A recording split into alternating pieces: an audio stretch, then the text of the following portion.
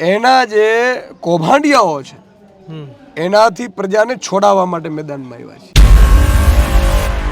છે। એવું એક સીટ જીતવાથી તમે હું જાદુ કરી દેવાના ઈસુદાનભાઈ? અરે આ 2027 નો પાયો નાખાઈશું। કેમ ભાજપને આટલો બધો તમારાથી ડર છે આ વખતે? કેમ આટલું બધું જોર ભાજપ અહીં લગાડી રહી છે? એને અત્યાર સુધી મળી છે સામે કોંગ્રેસ મળી હતી, એને આમ આદમીથી પનારો પડ્યો નથી। 22માં છડતો ઘા વાગ્યો। 5 ધારાસભ્યો જ્યારે ચૂંટાયા ત્યારે ભાજપની 156ની ખુશી છે ને એ ફિનલામ વળી ગઈ હતી।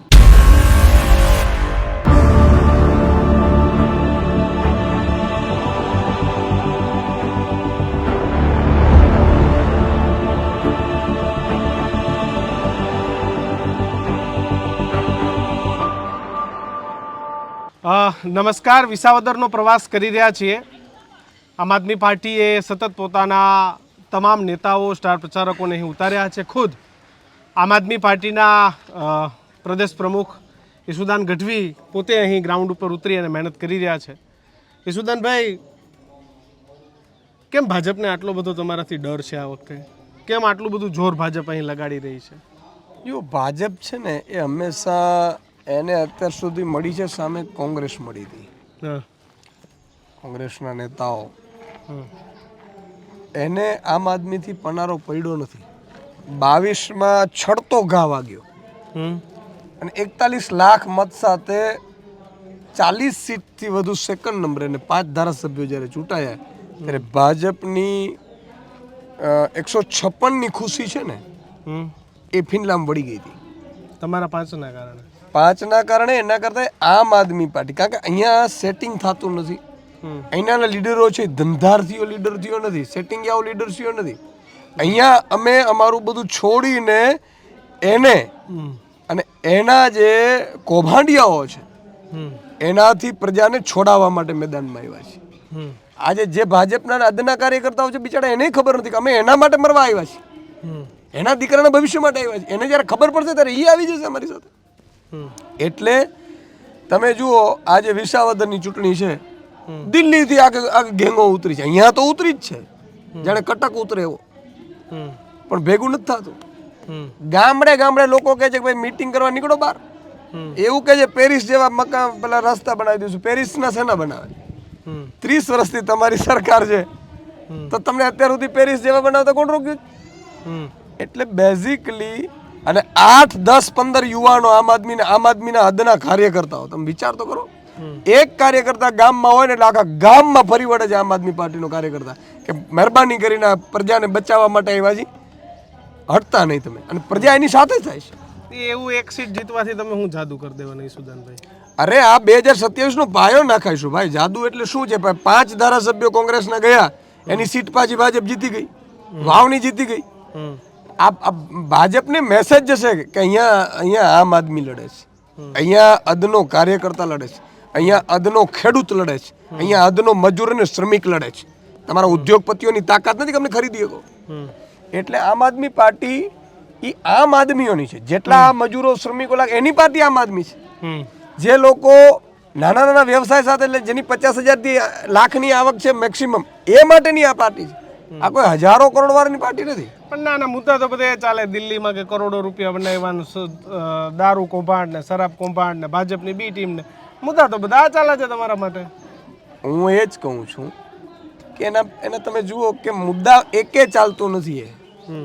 આ તો તમે કહો છો કે અત્યારે એ કોઈ પ્રજાને તમે પૂછો, પ્રજા એમ કહે છે કે લાત મારીને બહાર કાઢીશું। મને ખબર છે હજી પાકિસ્તાને તમે લાવશો, અહીંયા શું કર્યું 30 વર્ષમાં એનો હિસાબ આપો।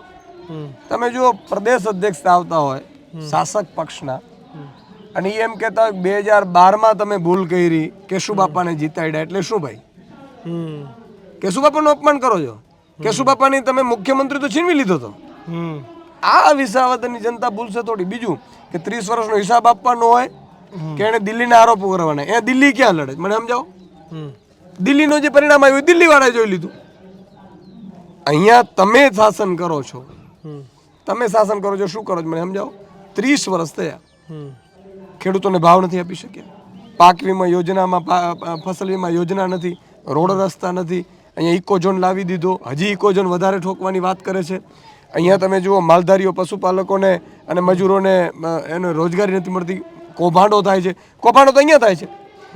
મનરેગા કૌભાંડમાં ચાલુ ભાજપનો મંત્રી અને એના દીકરાઓ 100 કરોડોના રૂપિયાના કરી નાખ્યા અને મંત્રી ચાલુ જ ભાજપ.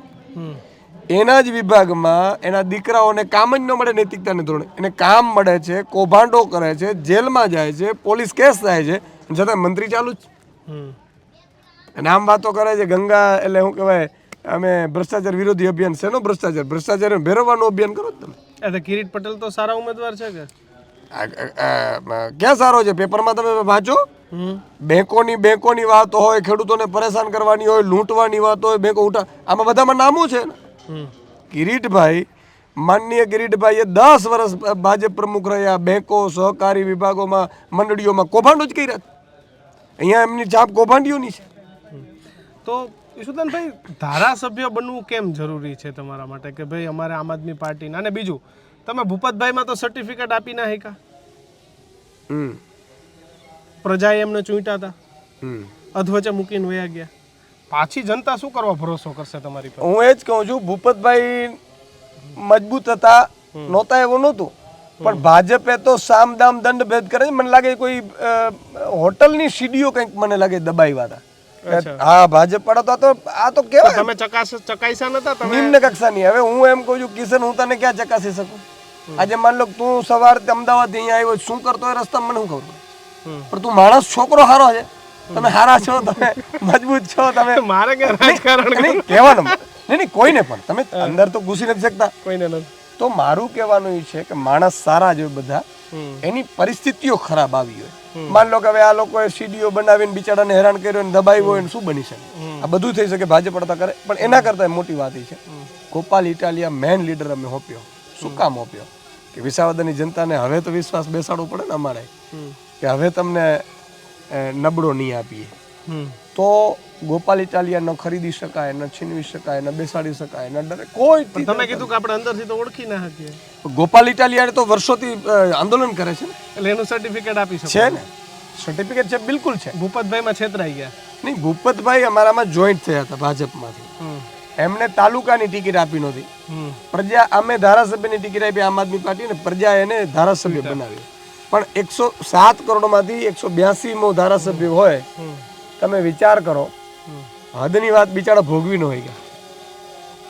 અને આજે એમ કે છે કે આમ આદમી પાર્ટી ચોર છે, એમાં વોટ આપતા. હા, એટલે એ તો બિચારા હવે અત્યારે તો સીડીઓ બહાર પાડવાની ધમકીઓ આપે તો પછી બધું બોલે ને. તો પછી એના, અને અત્યારે એ પ્રચારમાં નીકળે છે, અમને ફાયદો થાય છે. કારણ કે પ્રજા એમ કે છે ગદ્દારનો તો અમે અહીંયા બિલકુલ સંભાળતા ને, એટલે જેટલો પ્રચારમાં જાય એટલો ફાયદો થાય પ્રજા. એટલે તમે ઈચ્છો છો કે પ્રચારમાં બિલકુલ જાય. હું એમ કહું છું, એ કિરીટભાઈ જોડે હોવા જોઈએ. એ બે એવા છે એવું એ સાબિત થતું જાય ને. ઈશુદાનભાઈ, કોન્ફિડન્સ છે કે ઓવર કોન્ફિડન્સ છે? નહીં, અમે જો અમે તો સંઘર્ષના સાથીઓ છીએ કિશનભાઈ. અમે લડવા માટે નીકળ્યા છીએ. જેટલી ચૂંટણીઓ આવે છે અમે લડીએ છીએ. પ્રજા જીતાડે છે, પ્રજા આગળ વધારે છે, પ્રજા પ્રેમ કરે છે, પ્રજા માટે લડીશું. કદાચ ભૂલથી અમને માનો હું હારી ગયો તોય ખંભાળિયામાં હું લડું છું પ્રજા માટે. દર મહિને, તમને તો ખબર છે, તમે મારા જિલ્લામાંથી જો, દર મહિને હું ખંભાળિયાની મુલાકાત હોય છે. અને બધાને કીધેલું છે, કાર્યાલય ચાલુ છે, તમારે કાંઈ પણ કામ હોય, ઈશુદાનભાઈ અને ટીમ બાકી હાજર છે. અમે તો લડવા માટે છીએ. જીતાડો કે ન જીતાડો એ તો બીજો પ્રશ્ન છે. સંઘર્ષના સાથીઓ છીએ, બધું છોડીને આવ્યા છીએ. અને આજે નહીં તો કાલે પ્રજાના દિલમાં રામ બેસશે. તમારી પાસે કોઈ એવા ખાસ અનુભવી માણસો નથી, તમે બધા નવા નવા રાજકારણમાં આવેલા લોકો છો, તો આ બધું કેમ મેનેજ કરો છો? કારણ કે ચૂંટણીઓ બહુ મોંઘી થઈ ગઈ છે ઈશુદાનભાઈ, કે ખાવાનો ખેલ નથી, રાતે ભોજનથી માંડીને સવારના નાસ્તાની વ્યવસ્થા કરવી પડે. હું એ જ કહું છું કિશનભાઈ, કે પ્રજા જ્યારે વિફરે છે ને, ત્યારે ચૂંટણીમાં આ બધા ભાજપ વાળા પાસે તો હજારો કરોડ છે. 6000 કરોડ તો ઓફિશિયલી છે. એમાંથી મેં સાંભળ્યું છે કે 50-100 કરોડ રૂપિયા વિસાવદરમાં વાપરવા માટે કાઢ્યા છે. કેટલા? 50-100 કરોડ. પછી ઉમેદવારે પોતે કાઢ્યા. ભૂલ કરતા હશો. વધારે હશે? 50-100 કરોડ બહુ વધારે કહેવાય, એટલા થોડા પૈસા હોય. અરે ભાઈ, મેં સાંભળ્યું છે. તમે કોકને ગામને પૂછો, રૂપિયા આમ ઉછળે છે. મેં એવું સાંભળ્યું. આપણો છતાંય તમે આમ 6000 કરોડ તો ઓફિશિયલી છે પાર્ટીમાં, ક્યાં એ છે પાર્ટી ફંડ છે તો પાર્ટી અહીંયા હું કામ ન નાખે? અચ્છા બીજું દિલ્હી તો આખા દેશ માટે હોય ને કે એમને સાંભળો. થોડું અત્યારે બધું માં વિસાવદર પણ જો બીજા ફંડ ભેગા કરી લે ને પછી એ તો બેલેન્સ બેડી છે. 6000 કરોડ ઓફિશિયલી તમારી પાર્ટીમાં પાસે છે, કેટલી છે? અમારી પાસે નથી. અમે તો સાવ કનકન છીએ, કારણ કે અમે આમ આદમી છીએ. અમારે જો અમે અત્યારે ફંડ ઉદ્યોગપતિઓ પાસેથી લઈએ હજારો કરોડનો, તો અમારે ઉદ્યોગપતિને લાભ આપવા પડે એવું અમારે કરવું નથી. અમે એટલા માટે રાજનીતિમાં નથી આવ્યા. અમે છૂટાશું, પ્રજા ઈચ્છે ત્યારે છૂટાશું. બીજું હું તમને એમ કહેતો હતો કે આખી ગેંગ દિલ્હીથી આવી ગઈ, ધારાસભ્યો આવી ગયા, સાંસદ સભ્યો ઉતરી ગયા, બીજા એક્સ ધારાસભ્યો આવી ગયા, અને છતાં અમે અમારા અહીંના અદના કાર્યકર્તાઓ, ગુજરાતના લીડરો અને ગુજરાતના નવયુવાનોએ ભાજપને હફાવી દીધું છે કે નથી હફાવ્યું? મેને દોડતું કરી દીધું, દોડતું કરી દીધું. આજે માન લો કે અમારે ગોપાલ ઇટાલિયાજી એક બાજુ ગામડામાં સભા સંબોધતા, એક બાજુ પ્રદેશ અધ્યક્ષ હોવા છતાં 20 લોકો વચ્ચે હું જાઉં છું. પ્રવીણ રામ છે, રાજુ કરપડા છે, પરેશ ગોસ્વામી છે, યુવરાજસિંહ છે, બધા લીડરો, અને બધા જુઓ તમે પ્રજાના હિત માટે નીકળેલા. બરાબર છે? પોતાનું કોઈ હિત નથી. તો હું નોકરીઓ ન કરતા હોઈએ. પછી એક લિમિટ આવે, આપણે જાણીએ ને કે હવે પ્રજા માટે આપણે મેદાનમાં ઉતરવું પડશે. ગંદકી એમને સાફ ન થાય. તમે માનો કે ગંદકી પડી, આપણે ઓહો ગંદકી બહુ છે, પણ કોકે તો ઉતરવું પડશે, અને ઉતરે છે તો ભરાશે. આજે માન લો કે હું ઉતર્યો રાજનીતિમાં, તમે વિચાર કરો કે છેડતીની ફરિયાદ થઈ, દારૂની ફરિયાદ થઈ ને, એટલે તમે તો મારી જોડે કામ કરેલું છે. દારૂને તો આપણે ક્યારે આમે નફરત કરીએ છીએ. એ ગંદકીના છાંટા ઉડે ઉડે ને ઉડે, પણ પ્રજા સમજે છે, પ્રજાને ખબર છે. હવે ભાજપ પણ ગયા, કારણ કે 2 વખત મારી ઉપર આરોપ કર્યો, એ 2 રિવર્સ થયા. ભાજપના કાર્યકર્તાઓ લગભગ ઓછામાં ઓછા 1000 જેટલા હશે તાલુકા જિલ્લાના, ભાજપ છોડીને મારી જોડે જોડાણા. કે આવી નિમ્ન કક્ષાની પાર્ટી અમારી જોડે હોય સુદાનભાઈ, તમારા જેવા પવિત્ર માણસ ઉપર આવા આક્ષેપો કરે તો આ તેલ પીવા ગઈ પાર્ટી. અમને તો એવું હતું કે કંઈક સારું કરતી હશે. મેં કીધું ભાઈ હજી તો તમે બોલજો. કોઈ ભાજપ ઉપર વિશ્વાસ કરતો હોય ને, ઈ કાર્યકર્તાને કહું છું તું તારા નેતાની સામે ખાલી બોલજે, કાઢી તો મૂકશે, એની દીકરીનો સરઘસે કાઢશે, એની જ દીકરીનું સરઘસ કાઢશે જે પ્રચાર માટે બૂથ માટે જતો હશે, પેજ પ્રમુખ તરીકે હશે. હા, ભાજપમાં એક ગેંગ છે જે બધું બિચારું સહન કરે છે. શું ખબર છે? જે લાભાર્થીઓની ગેંગ છે. કોઈ બ્રિજ બનાવે છે એમાં કટકી કરે છે, મંડળીઓમાં કટકી કરે છે, એપીએમસીમાં કટકી કરે છે, ખરીદીઓમાં કટકી કરે છે, જેમની સીડીઓ બની ગઈ. આ બધું ભાજપના નેતાઓ કહે કે જી હાજી જી હાજી જી હાજી, એને લાફા મારીને કાઢે ને કે તારા ગામમાંથી એટલા મત નહીં કાઢતો પાછો આવી જાય. આરોપ તો વારંવાર લાગે છે કે ભાઈ હરિયાણા હરાવવા માટે થઈ અને કેજરીવાલને જામીન કરીને બહાર લઈ આવ્યા, એ સેટિંગ હતું. વારંવાર અહીંયાથી કોંગ્રેસના નેતાઓ કહે છે કે આપ અને એનો બાપ આ 2 એક જ છે. એટલે અને ઘણા બધા પાટીદાર નેતાઓ સૌરાષ્ટ્રના જે હારી ગયા છે, હારનું ઠીકરું માત્ર ને માત્ર આમ આદમી પાર્ટી પર જ ફોડો છે. ગમે થાય એને અમને હરાવ્યા છે, અમે ગોપાલ ઇટાલિયન નહીં જીતવા દે. એક વાત કિશનભાઈ, મારે આમાં તો આ કોઈ દિલ્હીની વાત ન કરવી જોઈએ, પણ ગુજરાતની જનતા ન્યૂઝરૂમના માધ્યમથી તમારા મેસેજ જાય એટલા માટે કહું છું કે અરવિંદ કેજરીવાલે 10 વર્ષ શાસન કર્યું, એક પોલિસીમાં ફરજી કેસ બનાવીને 6 મહિના ચાલુ મુખ્યમંત્રીને જેલમાં નાખ્યો. કેમ રાહુલ ગાંધી જેલમાં નથી ભાઈ? કેમ રોબર્ટ વાડરા જેલમાં નથી ભાઈ? કેમ તમે 70 વર્ષમાં? રાહુલ ગાંધીનું સંસદ પદ તો વયું ગયું. હું તમને શું કહું છું કે સંસદ પદ બાજુ પર આવી જાય તરત જ, જેલમાં કેમ નથી? એ હેરાલ્ડ કેસ કે છે, આ કે છે, તે કે છે, એ સેટિંગ વગર. કોંગ્રેસ એવું તો અમે બી ટીમ હોઈએ એ સાબિતી ત્યારે જ નીકળી ગઈ કે અરવિંદ કેજરીવાલ જેવા વ્યક્તિ જેલમાં ગયા. પણ તો ચૂંટણી સમયે જામીન પર નહીં, એ તો અદાલત આપે ને, એ તો અદાલત જામીન આપે. કઈ નરેન્દ્ર મોદી થોડા જામીન આપે છે? નરેન્દ્ર મોદી ધરપકડ કરાવી શકે, જામીન એ થોડા એની તાકાત છે. એ તો બંધારણ છે ને ભાઈ.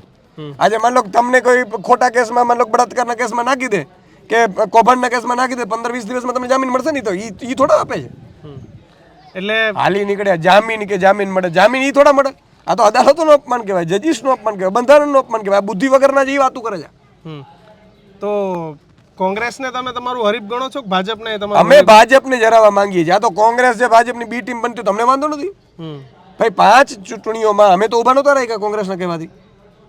ઇવન વાવની ચૂંટણીમાં તો અમારું ગઠબંધન નહોતું કે ભાઈ વાવની ચૂંટણીમાં તો હું લડી શકતો હતો, તોય કોંગ્રેસ વાળાએ ફોન કર્યો કે સુદાનભાઈ તમે લડશો તો આપણે હારી જશું, ભાજપ નહીં હારે. તમે લડવાના હતા વાવમાં? હા, લડવાનો તો. મારા ભાઈ ત્યાંના ડોક્ટર રમેશે પ્રેસ કોન્ફરન્સ કરી હતી, મને કોંગ્રેસમાંથી ફોન આવ્યો, ઈશુદાનભાઈ આપણે લડીશું. મેં કીધું ભાઈ તમે જો જીતી શકતા હો તો હું મારા કાર્યકર્તાને, હોદ્દેદારને બેસાડ્યા, સમજાવ્યા અને કીધું ભેગું જવાનું છે, માત્ર બેસવાનું નહીં.